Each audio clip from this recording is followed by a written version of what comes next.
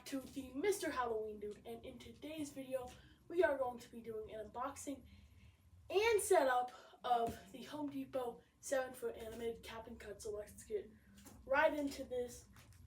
I stayed up all night for the Home Depot drop, which was a big hassle because I was extremely sick, and I was able to snag two things that I wanted. Jack of Spades and Captain Cuts. Both of them are here, but Jack of Spades unboxing will not be uploaded until around the beginning of August. But yeah, these guys, Jack of Spades, Chucky, and Captain Cuts were my three favorites of this lineup. Unfortunately, Chucky did not stock till later, which is why I was not able to get him, but that is okay because I got two that both ended up selling out. I believe Spades was one of the quickest things to sell out on the site. Cuts didn't sell out till a little bit after, but that is okay. So I've got the box open and we are going to unbox it. So the first thing we have is a base with amazing supports. I don't know if you guys can see that, but two on both sides. I mean, this is a really nice base. Good welding too. Then we have this sword, which this is an amazing sword. I mean, nice gloved hand there, and a nice detailed sword. Of course, stickers on there, I've noticed a lot. These guys are gonna have stickers this year. It's kind of love. Some leg foam. I would assume more leg foam. A arm. This is the hook arm. This hook, I believe,